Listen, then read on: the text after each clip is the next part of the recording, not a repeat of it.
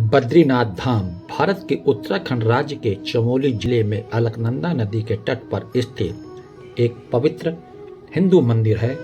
बद्रीनाथ मंदिर में भगवान विष्णु के एक रूप बद्रीनारायण की पूजा होती है। हिंदू धर्म के अनुसार बद्रीनाथ धाम की यात्रा के बिना बाकी सभी तीर्थ धाम अधूरे माने जाते हैं। बद्रीनाथ धाम चारों और हिमालयी क्षेत्र से घिरे होने के कारण 6 महीने खुला और 6 महीने बंद रहता है। माना जाता है कि भगवान बद्रीनाथ जी की कथा को पढ़ने और श्रवण मात्र से ही मानव पाप मुक्त हो जाता है।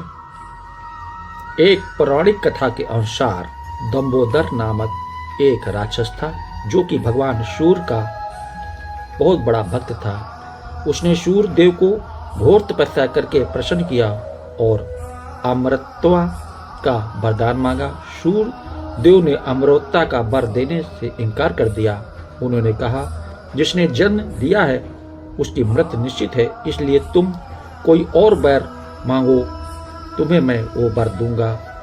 उसने भगवान सूर्य देव से एक सहस्त्र कवच देने को कहा और मेरा एक कवच वही तोड़ सके जिसने 10,000 वर्ष की तपस्या की हो। सूर्य देव वचनबद्ध थे तो उन्होंने उसे वरदान दे दिया। सहस्त्र कवच होने के कारण दंबोदर का नाम सहस्त्र कवच पड़ गया। उसके बाद सहस्त्र कवच अपने आप को अमर समझने लगा और उसने तीनों लोगों में उत्पात मचा दिया। फिर सभी देवगण अपनी समस्या को लेकर श्री नारायण भगवान विष्णु के पास गए। जो भगवान विष्णु ने देवताओं के आह्वान दिया कि मैं शीघ्र ही इसका कोई उपचार करूंगा। फिर भगवान विष्णु आज चिंतन में लीन हो गए और सहस्त्र कवच का वध कैसे किया जाए। फिर उन्होंने अपने द्रव्य दृष्टि से देखा कि पृथ्वी लोक के हिमालय के केदार खंड में एक ऐसा स्थान है जहां एक दिन तपस्या करके ने से फल 10,000 वर्ष के बराबर होता है। भगवान नारायण केदार खंड गए और उन्होंने देखा कि महादेव शिव व माता पार्वती वहां पहले से ही निवास करते हैं, तो उन्होंने यह जगह कैसे मांगे। फिर नारायण ने एक लीला रची। वह ऋषि गंगा के समीप जाकर एक शिला में उन्होंने एक नन्हे बालक का रूप लिया और जोर जोर से रोने लगे। उस शिला को लीला डोरी के नाम से जाना जाता है। बालक के रोने के आवाज तीनों लोकों में गूंजने लगी। भगवान महादेव शिव नारायण की लीला को समझ चुके थे, लेकिन जगत माता पार्वती ममता के अधीन होकर ये जान ना पाई कि यह नारायण की लीला है। माँ पार्वती ममता से विभोर होकर भगवान शिव से कहने लगी, इस प्यारे से बालक को ना जाने कौन यहाँ छोड़ गया है, मुझसे अब इसका रोना नहीं देखा जाता है। अगर आपकी आज्ञा हो तो मैं बालक को देख कर आऊँ।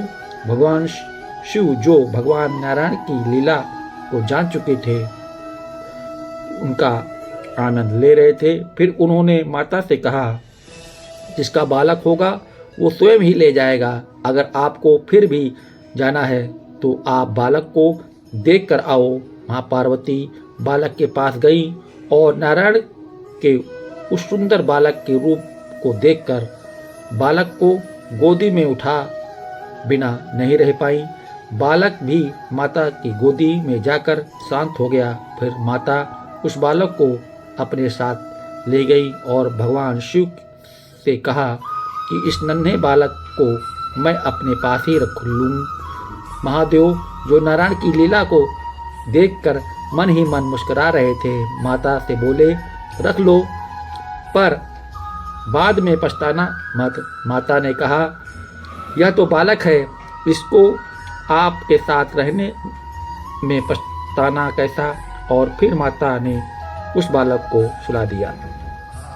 माता पार्वती और भगवान शिव स्नान ध्यान करने गए और जब वापस आए तो देखा जहाँ बालक थे वहाँ चतुर्भुजी श्री नारायण हैं। माता ने नारायण को देखा और कहा, आप यहाँ कैसे?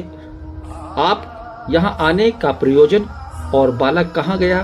भगवान नारायण मुस्कुराए और बोले, मैं आप वो बालक मैं ही हूँ। मैं जग कल्याण हेतु यहाँ ध्यान लगाने आया हूँ। यह स्थान बड़ा ही दिव्य है। मुझे जब ये पता चला कि यह स्थान में आप रहते हैं तो मुझे यह लीला करनी पड़ी ताकि आप स्वयं ही यह स्थान मुझे दे दें, और आपने ही यह स्थान मुझे दे दिया है। माता पार्वती और महादेव ने यह स्थान फिर से श्री नारायण को देकर स्वयं केदारनाथ चले गए। जिस स्थान से भगवान शिव व माता गई उस स्थान को आदि केदारेश्वर के नाम से जाना जाता है। यहाँ आज भी भगवान विष्णु के बाल रूप के पद चिन्ह है। फिर नारायण ध्यान चिंतन हो गए। उसके धरती लोक में ध्यान चिंतन में लीन होने के कारण माता लक्ष्मी व्याकुल हो गई और सोचने लगी कि प्रभु की सेवा कैसे करूं। माता लक्ष्मी भी केदार खंड आ गई और जहां नारायण आत्मचिंतन लीन थे वहां पे बद्री यानी भेड़ के पेड़ के रूप में नारायण को धूप बारिश बर्फ से बचाने लगी ताकि श्री नारायण को आत्मचिंतन में कोई परेशानी न आए। जब श्री नारायण का ध्यान टूटा तो वह माता लक्ष्मी की सेवा से प्रसन्न हुए और माता को वरदान दिया कि वह अपने वृक्ष के रूप में आपने सेवा की है तो मेरा यह प्रिय स्थान बद्रीनारायण के नाम से विख्यात होगा, और जब कभी भी मेरा नाम लिया जाएगा तो मेरे नाम से पहले आपका नाम लिया जाएगा। उसके बाद से ही माता का नाम श्री नारायण से पहले लिया जाता है, जैसे कि बद्रीनाथ, सीताराम, राधा श्याम, लक्ष्मी नारायण। उसके बाद श्री नारायण ने धर्म और उनकी पत्नी रुचि जो कि भगवान विष्णु के अनन्य भक्त थे और श्री नारायण के पुत्र की प्राप्ति के लिए तपस्या कर रहे थे, उनके घर में नर और नारायण के रूप में अवतार लिया। नर और नारायण अपनी बाल्यावस्था में ही जग कल्याण हेतु अपने माता पिता से आज्ञा लेकर तपस्या करने बद्री का आश्रम आ गए। तत्पश्चात अलकनंदा के दाई और बाईं ओर नर और नारायण तपस्या करने लगे। जिस पर्वत पर नर ने तपस्या की उसे नर पर्वत और जिस पर नारायण ने तप किया उसे नारायण पर्वत के नाम से जाना जाता है। जब नर और नारायण के तप के प्रभाव तीनों लोकों में फैल गया, उनकी घोर तपस्या का पता चला। जब सहस्त्र कवच को पता चला तो वह नर और नारायण से युद्ध करने बद्रीनाथ आश्रम आ गए। फिर पहले दिन नारायण ने युद्ध किया और सहस्त्र कवच का एक कवच तोड़ दिया। अगले दिन नारायण तप करने लगे तो नर ने उनका दूसरा कवच तोड़ दिया। फिर यही सिलसिला चलता रहा। एक दिन नर तप करने तो उस दिन नारायण लड़ते और अगले दिन नारायण तप करते तो नर लड़ते। ऐसा करते करते सहस्त्र कवच के 999 कवच तोड़ दिए। फिर सहस्त्र कवच डर के भागने लगा। उसके पीछे नर और नारायण करने लगे तो वह भागकर सूर्यदेव के शरण में चला गया। सूर्यदेव ने फिर भगवान नर और नारायण से विनती की कि प्रभु अभी यह मेरी शरण में है और मेरा धर्म इसकी रक्षा करना है, तो दया करके सहस्त्र कवच को अभी छोड़ दे। श्री नारायण ने सूर्य देव की बात रखते हुए उन्हें कहा कि अभी तो मैं इसे छोड़ दे रहा हूँ, किंतु द्वापर युग में आपको इसे कुंती के आह्वान करने पर अपने पुत्र के रूप में भेजना होगा।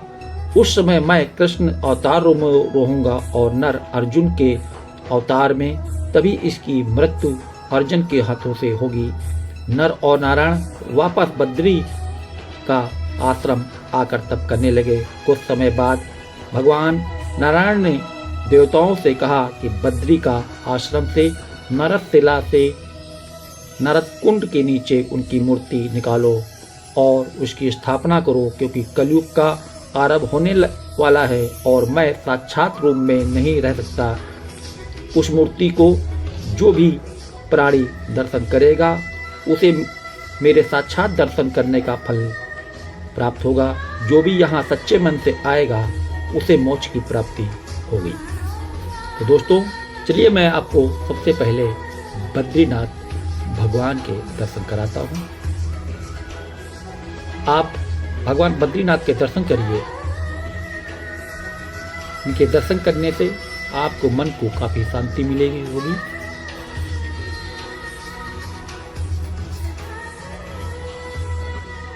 यदि आपको यह मेरा वीडियो अच्छा लगा तो मेरे वीडियो को लाइक व शेयर जरूर कर दीजिएगा।